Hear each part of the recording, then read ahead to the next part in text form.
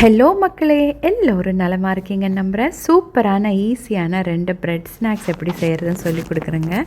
முதல்ல பிரெட் பழம்பொரி. அதுக்காக ஒரு 4-5 ஸ்லைசஸ் பிரெட் எடுத்து அதோட சைட்ஸ் எல்லாம் நல்லா கட் பண்ணி எடுத்துக்கோங்க.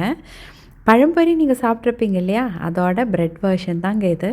அப்புறம் அந்த கட் பண்ண ஸ்லைசஸ் இந்த மாதிரி நல்லா ரோல் பண்ணி தின்னாக எடுத்துக்கோங்க. அப்போ தான் நம்மளுக்கு மடிக்கிறதுக்கு ஈஸியாக இருக்கும். அதுக்கு தான் நான் இப்படி பண்ணுறேங்க. இப்படி ரோல் பண்ணி எடுத்து வச்சுட்டு நம்ம பழம் எடுக்கணும். எடுத்துகிட்டு பழம் அப்படிங்கிறபோது வாழைக்காய்ங்க, பழுத்த வாழைக்காய். அப்புறம் எடுத்துகிட்டு இதை நான் காமிக்கிற மாதிரியே கட் பண்ணுங்க. அதாவது முதல்ல 2ஆக கட் பண்ணிவிட்டு அப்புறம் ஒவ்வொரு பீசஸும் மறுபடியும் 2ஆக கட் பண்ணணும். அப்போ தான் நம்மளுக்கு சைஸ் கரெக்டாக இருக்குங்க. யூஸ்வலாக சிலவங்க பழம்பொரி இப்படியும் கட் பண்ணி செய்வாங்க, இல்லை ஃபுல்லாகவே ஹாஃபாக கட் பண்ணி செய்வாங்க. இப்போ நம்ம பிரெட் சைஸுக்கு வேணுங்கிறனால நான் இப்படி கட் பண்ணுறேன், சரிங்களா? இப்படி கட் பண்ணதுக்கப்புறம் நம்ம இதே டைமில் நீங்கள் ஒரு கடாயில் எண்ணெய் நல்லா சூடு பண்ண வச்சுக்கோங்க. இப்போது ஒரு முட்டை எடுத்துகிட்டு இதில் ஒரு 2-3 டேபிள் ஸ்பூன் சர்க்கரை சேர்த்து நல்லா அடித்து விடுங்க.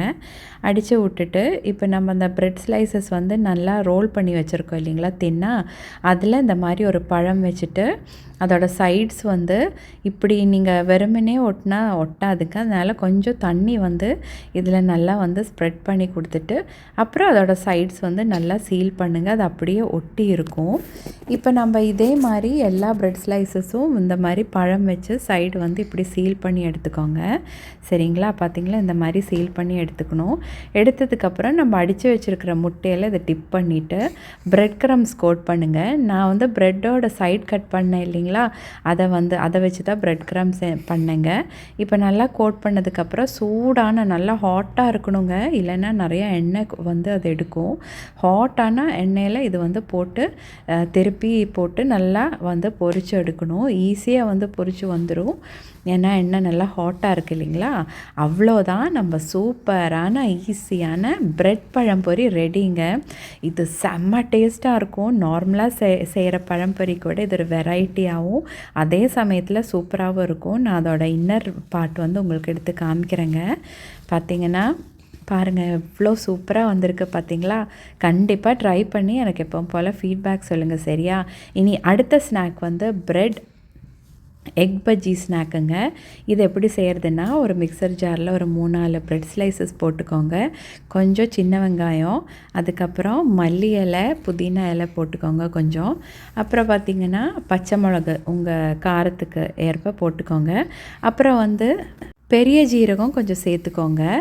அப்புறம் அதாவது சோம்பு. அப்புறம் நல்லா அடித்து விடுங்க. அடித்ததுக்கப்புறம் அதை ஒரு பவுலில் எடுத்துகிட்டு கொஞ்சம் உப்பு, அதுக்கப்புறம் அதாவது ஒரு ட்ராப் பால் இல்லைன்னா தண்ணி சேர்த்துட்டு ஜஸ்ட் இது பைண்டிங்காக சேர்த்து நல்லா கலந்து விட்டுக்கோங்க.